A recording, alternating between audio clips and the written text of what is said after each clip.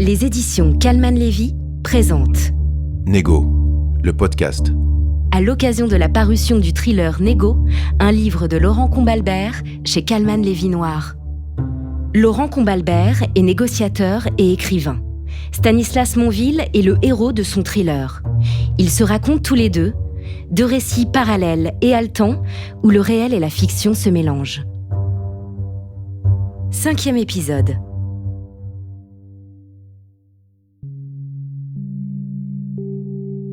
Je suis rentré au RAID en 98, j'avais 27 ans. Une fois que vous avez atteint votre objectif à cet âge-là, c'est difficile. Qu'est-ce qu'il y a derrière le RAID ? Les situations qu'on rencontre dans un groupe d'intervention, elles sont très dangereuses, mais elles ne sont pas techniquement difficiles. Traiter un forcené, traiter un preneur d'otage, il y a des techniques de négo qu'on met en œuvre, mais il n'y en a pas tant que ça. Il y a un rapport de force qui existe. Vous avez un groupe d'intervention, vous avez des snipers, vous avez cette capacité à imposer aussi à l'autre ce rapport de force. Et je me suis interrogé sur la façon de gérer des négociations qui ne seraient pas avec ce rapport de force, notamment sur le kidnapping. Et donc j'ai eu la proposition d'un cabinet de conseil appartenant au ministère de l'Intérieur de les rejoindre pour monter une équipe sur la gestion des kidnappings.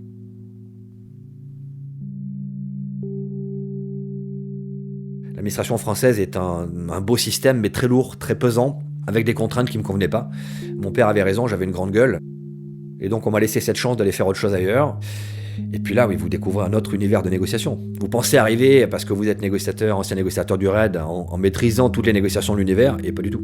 Là, vous commencez à découvrir une négociation de kidnapping, dans une culture différente, dans une langue différente, avec des contraintes colossales, dans des pays où vous n'avez pas le droit de le faire. Moi, ça a été une révélation. Je suis fils de fonctionnaire, je connaissais que ça. Ma mère est prof, mon père était militaire.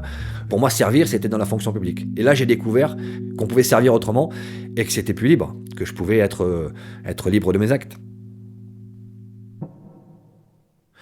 Et j'avais gardé quelques contacts avec mes collègues du FBI, 2-3 qui étaient partis dans le privé également pour faire ce métier-là, et on a commencé à échanger sur la façon dont ils agissaient.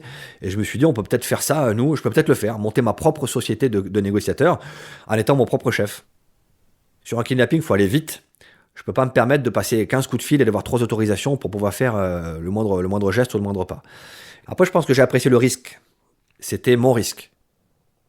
Je décidais de faire des choses et d'engager des opérations, d'engager des actions sur lesquelles j'étais 100% responsable. C'est pas rassurant tout le temps, vous dormez pas toujours très bien, mais au moins vous maîtrisez 100% de la prise de risque. C'est là que je me suis aperçu que la prise de risque était quelque chose d'important pour moi. Et c'est là aussi que j'ai pris conscience que peut-être que j'avais choisi ce métier de négociateur, pas seulement pour servir, mais aussi pour aller toucher du doigt l'adrénaline. J'ai fait de la chute libre pendant de très nombreuses années, j'ai des milliers de sauts à mon actif, j'ai beaucoup sauté les avions et je trouve que là aussi c'est un moyen de maîtriser le risque. Vous avez un risque vital, là en l'occurrence c'est votre vie que vous maîtrisez, vous avez la maîtrise du risque jusqu'à la fin. Vous avez le choix. Vous vous souvenez du saut de Félix Baumgartner depuis la stratosphère ? Une chute libre de 38 969 mètres, à une vitesse inimaginable. On ne savait pas si la combinaison tiendrait. On ne savait pas si son corps encaisserait. Eh bien, une équipe de 100 personnes l'accompagnait.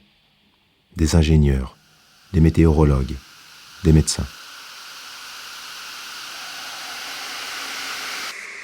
Mais quand il a fallu sauter et se jeter dans le vide, il était seul. Absolument seul. Mis en condition, épaulé, guidé, mais en première ligne face au danger, les yeux dans les yeux. Vous êtes assis, face au téléphone, à attendre le prochain appel du kidnappeur qu'il vous appartient de convaincre.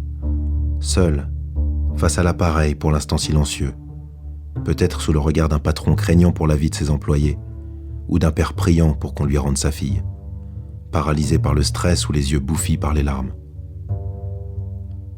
À l'autre bout du fil, un adversaire dont il faut devenir le partenaire. Chacun avec ses objectifs propres, mais prêt à trouver un terrain d'entente. Tout repose sur vos épaules. Si vous échouez, il y aura sans doute un mort, voire plusieurs. Ce que je vous souhaite, si un jour vous vous retrouvez dans ce fauteuil-là, c'est de trouver votre Moïse Fischerman, votre Nathalie Tremblay et votre Marcus Steiner.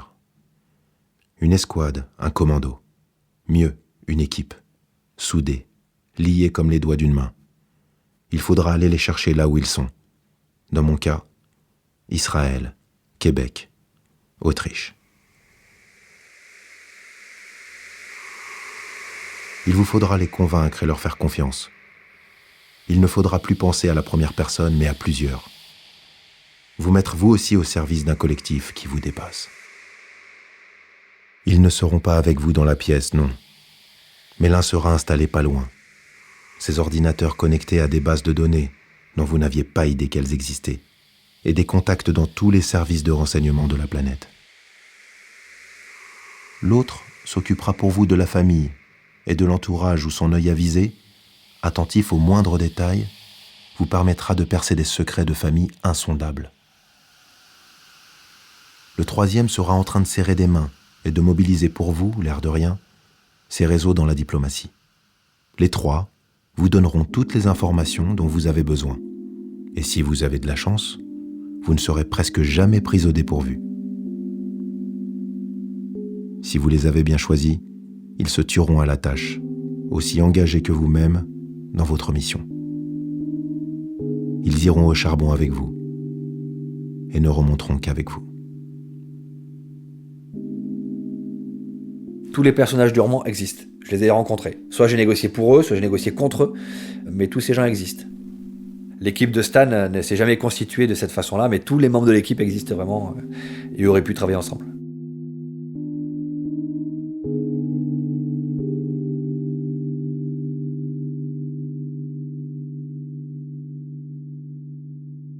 Je me suis vraiment interrogé sur les personnages que j'ai rencontrés, sur quelques gros méchants, sur quelques vraies mauvaises personnes, en se disant mais si ces gens se rencontraient, avec leur folie, avec leur projet complètement farfelu, si ces gens se rencontraient et montaient quelque chose ensemble, ça pourrait faire quelque chose de dévastateur. Et c'est là que l'idée du livre a commencé.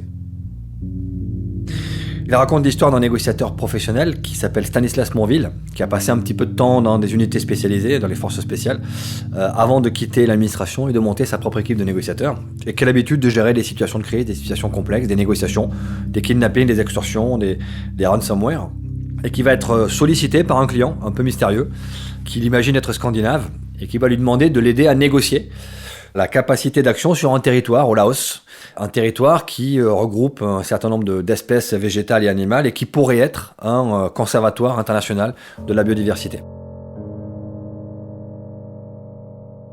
Quand Stan va commencer à prendre cette mission, qui va s'intéresser à ce qui se passe, il va avoir des intuitions particulières, des alertes dans le comportement des gens qu'il va rencontrer, mais sans que ce soit constitutif d'un no-go, d'un stop sur cette mission. Il va donc décider de la prendre, elle est en plus très très bien payée, elle pourrait lui permettre de financer son ONG. Et au fur et à mesure qu'il va avancer dans l'histoire, dans la négociation, dans la rencontre des personnages, il va s'apercevoir qu'il se cache quelque chose derrière, qu'il y a quelque chose de plus profond, de plus inquiétant, de plus dangereux. Et il va commencer à mettre le doigt dans cet engrenage dans lequel vont être impliqués certains de ses collaborateurs, certains membres de sa famille. Et il va devoir finalement trouver les moyens d'arrêter tout ça pour se préserver, se protéger, protéger les siens.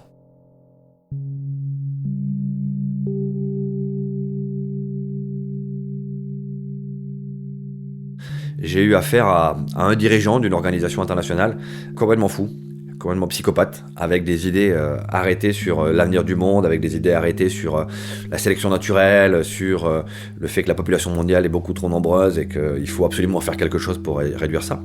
S'il n'obtient pas ce qu'il veut, il va se mettre en colère très très vite. Très charmeur, très manipulateur, séducteur, plutôt bel homme en plus, donc vraiment un allant naturel qui permet de s'accrocher les gens qu'on a autour de soi, de les rallier à sa cause, et puis de les utiliser comme des jouets, comme des pions, et puis ensuite on s'en débarrasse. C'est quelqu'un qui a du pouvoir, et je me suis imaginé qu'il ait encore plus de pouvoir, qu'il ait un pouvoir caché, qu'il ait beaucoup d'argent, qu'il ait beaucoup de réseaux. Est-ce qu'il pourrait pousser les curseurs de son idée et aller jusqu'au bout de sa démarche complètement folle? Et puis un autre des personnages, je l'ai rencontré parce qu'il voulait que je travaille pour lui. C'est quelqu'un qui nous avait proposé une mission sous un angle très bienveillant, qui avait une mission de négociation dans une zone particulière du monde et qui a présenté cette mission comme ayant pour objectif de donner du travail à toute une population, de développer une activité industrielle dans un endroit bien précis. Psychologiquement très rond, très avenant, très souriant, pas du tout d'agressivité. Mais on s'est aperçu assez vite que l'objectif était de négocier avec une population, une communauté, pour la faire quitter une zone particulière. Donc évidemment, ça, c'est des choses qu'on fait pas. J'ai refusé la mission et on n'est pas allé plus loin. Là aussi, je me suis dit, mais si ce gars-là passait du mauvais côté de la force, s'il rencontrait le premier auquel j'ai pensé, est-ce qu'il pourrait monter quelque chose ensemble ? Et c'est devenu assez plausible. Donc j'ai commencé à en parler à 2-3 personnes qui connaissaient ces gens-là, qui les avaient croisés avec moi en mission, et qui m'ont dit, mais oui, c'est vrai que si ces deux-là se rencontraient, ce serait complètement fou. Et puis on m'a dit, mais t'imagines, s'il y a un troisième, là, tu te rappelles de celui-là qu'on a rencontré il y a quelques années ? Alors si lui, il était là pour donner les moyens aux 2 premiers, imagine ce que ça ferait. Et c'est là que le scénario du bouquin a commencé à se structurer. Et mince, si ça se passait vraiment, ce serait un vrai problème.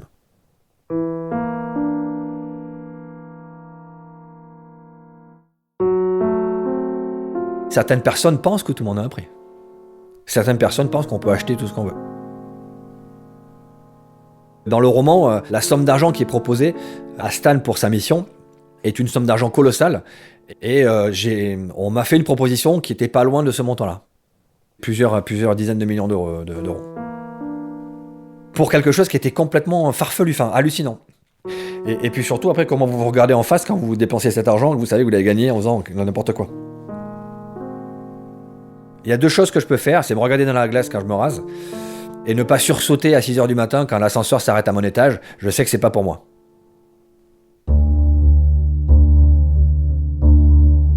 Négo, le podcast. À retrouver sur kalmanlevy.fr et sur toutes les plateformes de podcast. À l'occasion de la parution du thriller Négo, un livre de Laurent Combalbert chez Calman Lévy Noir.